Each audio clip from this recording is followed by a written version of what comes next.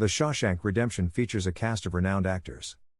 Tim Robbins, known for Bull Durham and Jacob's Ladder, stars as Andy Dufresne. Morgan Freeman, already famous for driving Miss Daisy in Glory, plays Ellis Boyd Red Redding. Bob Gunton, notable for his role in Glory, portrays Warden Samuel Norton. William Sadler, recognized for Die Hard 2, appears as Haywood, and Clancy Brown, famous for Highlander, takes on the role of Captain Byron Hadley. Moreover, the movie holds an IMDb rating of 9.3 out of 10. The Shawshank Redemption is a 1994 American prison drama film written and directed by Frank Darabont. The film tells the story of banker Andy Dufresne, who is sentenced to life in Shawshank State Penitentiary for the murders of his wife and her lover, despite his claims of innocence. The first scene of the film takes place at a hearing in a courtroom in Maine where Andy Dufresne, a bank vice president, is accused of killing his wife and her boyfriend. The protagonist, who was inebriated the night of the murder and unable to remember what he was doing, refuses to acknowledge his culpability. Dufresne scandalously discovered his wife having an affair with another man just before the murder, but he rejected her plea for a divorce. That evening, the wife departed the house. Dufresne left the house where his wife was supposed to be and drove to a pub, where he consumed a lot of alcohol. But nobody was present. The husband made the choice to wait for his wife and her boyfriend while carrying a handgun. Dufresne eventually woke up and returned home. The housekeeper discovered his wife and lover shot dead in the morning. Dufresne dropped a gun into a river on his way home, but the police did not recover it. The defendant's guilt is also supported by other evidence. The court condemns Dufresne to 2 life sentences. He is sent to Shawshank, one of New England's most desolate prisons where brutality and anarchy are rife.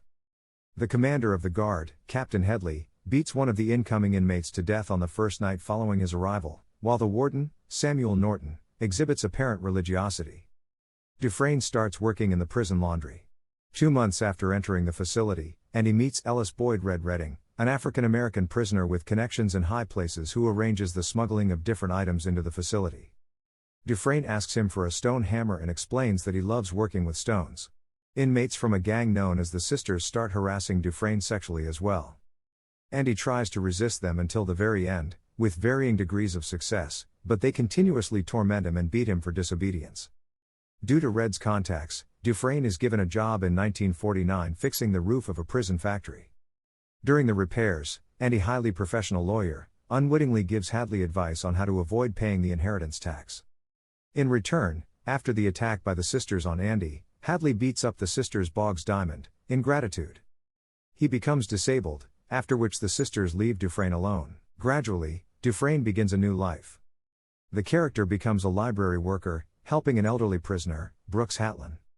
At his new work, Dufresne gives financial and legal advice to the prison guards, helping them fill out tax returns. Gradually, the warden, Samuel Norton, inveigles Andy into his financial fraud. Dufresne draws a set of documents and creates a fake identity named Randall Stevens, who never really existed, crediting Norton's laundered money to accounts opened in that name. At the same time, the hero showers letters to the state senate, and within 6 years he gets money and books to expand the prison library. In another 4 years, the library received annual funding and became a model library. The warden profited from the occasion and told the media about the shipshape order in prison. Norton also developed the Inside and Outside program, which engaged prisoners to work outside the jail walls. Every newspaper paragraph about this prison education program. Meanwhile, Old Brooks is released on parole, which he is not happy about after 50 years in jail. The man has stopped perceiving himself outside the walls and has become a prison man.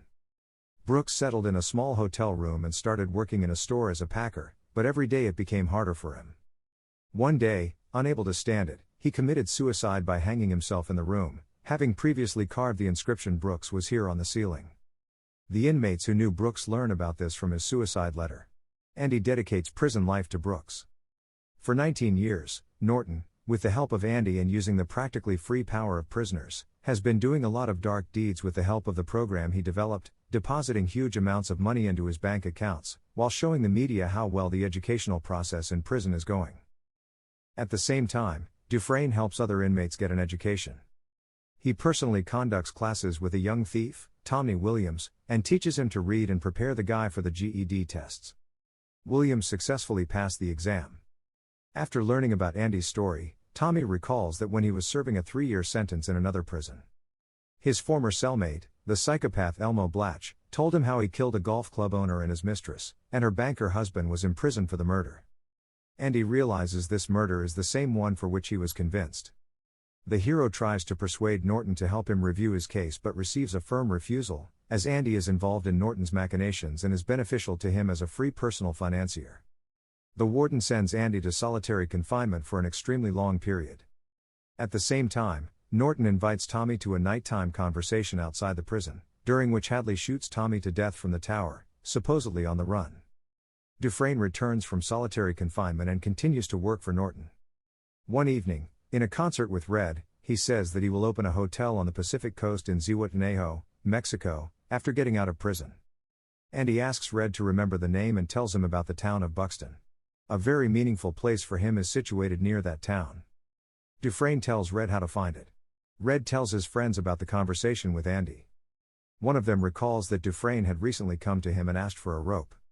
After spending so much time in solitary confinement, Andy's pals fear that he has become mad and wants to terminate his life. Andy runs away in 1966. During his time in prison, he broke a tunnel in the cell wall with a geological hammer that Red had ordered, then covered it with a poster of an actress.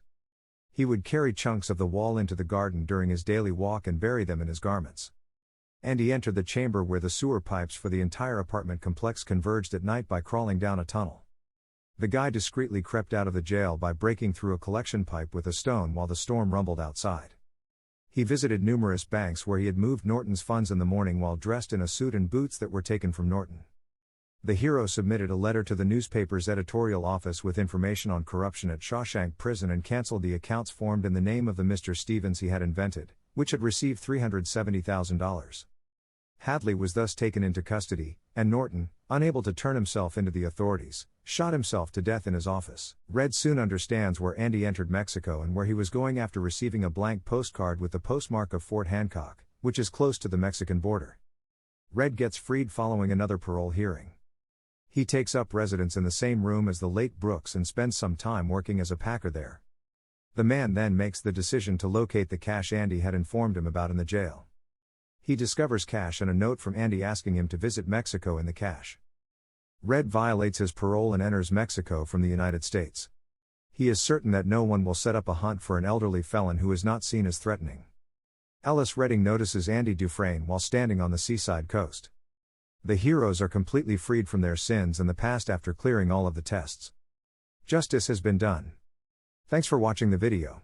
Please don't forget to like and subscribe for more interesting movie recaps.